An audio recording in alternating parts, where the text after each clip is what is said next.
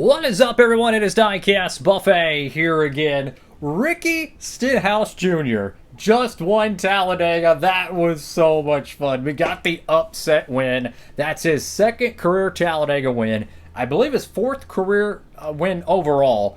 All at plate tracks. We're pretty much watching the next Michael Waltrip. I mean, the guy's he's winning nothing but plate races. I love to see it, man.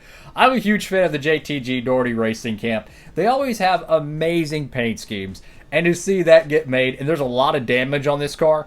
So if they make the 164 race win, which they need to, oh, that's gonna be so cool. And it's probably gonna have confetti on it, I imagine. The Blaney 2023 Talladega race win had a ton of confetti. A lot happened in this race. We'll be talking about it. And speaking of the diecast, make sure to pre-order your Ricky Stenhouse Jr. Talladega race win over there at Circle B Diecast. Use promo code Diecastbuffet and you can save on shipping, fellas. Make sure to tap in with that. Whew. What a race. I'm going to try not to edit this video. So if there's any quirks or audio issues, I apologize. I want to go watch football. Look. My Cowboys play tonight. They're a bad football team. We all know this. I'm kidding.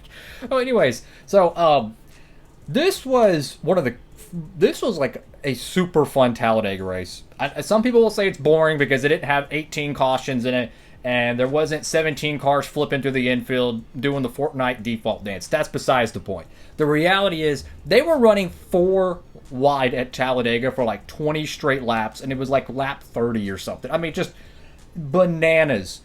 Aesthetically, there has never been a better race car to hit Talladega than the Gen 7 car. Why? They can run 4 wide for 20 laps consecutively, not break up, not crash, and they stay packed up, and it's incredible. Like, I can imagine being a photographer in the infield, just watching these cars lap after lap, this close to wrecking out 4 wide.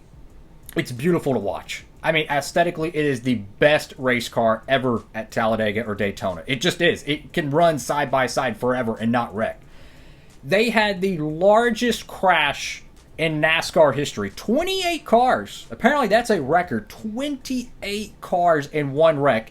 They had 2 minimal wrecks. I mean, they were, Suarez's wreck, I think it was like lap 10 or something like that.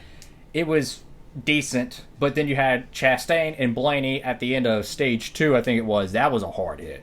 But it was only like 2 or 3 cars, really, maybe 4, really involved. So there was a ton of cars racing at the end, 5 to go, 28 car pile up. I mean, it was insanity. We didn't have a flip, which is interesting because we had 2 flips already, no, 3 flips already this year.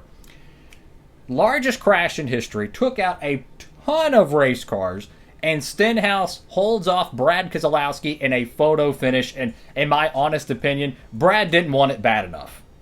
He didn't even try to block what's his face, Ricky Stenhouse Jr. at the end. He didn't try to block him, which he would have probably got wrecked, but regardless, you got to try.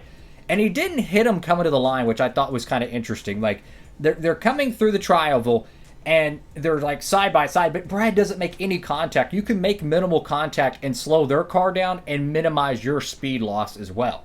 Didn't even try that. So for a Brad fan, I feel for you because I honestly feel like Brad didn't try hard enough. That's just me, because Stenhouse, he pretty much had all the momentum coming to the line there. Kyle Busch made a bold move at the overtime restart, which was the final restart of the race. He went on a line to go 3 wide, and nobody went with him. And I felt for the Kyle Busch fans. They've had a lot of heartbreak this year. I mean, nobody went with Kyle Busch, which I thought was kind of shocking at the end of that race there. So once again, he has continued to be winless. Brad almost won, but fortunately he got that win at Darlington earlier this year. But Stenhouse gets another win. He won last year in the Daytona 500. He finally wins again. I love the paint schemes that 47 Camp runs. I have no idea what they're doing in 2025. I think they have some new ownership. I don't know if they're going to be losing their sponsor. I have no idea, but I hope they continue to keep on going. I love that 47 team. They're one of my favorite teams to root for throughout the years. Even back when they had Marcus Ambrose, Bobby Labonte, AJ Allmendinger, heck, Ryan Preece, Chris Buescher. They've had a lot of different drivers in that camp full time. So it's cool to see them win another NASCAR race, which this is their 3rd win. They won 2014 Watkins Glen, 2023 Daytona 500, and the 2024 Fall Talladega race. Pretty cool stuff. That's the last plate race of the season. They'll be coming back in February, so they let it all out on the racetrack today. 28 cars in one wreck.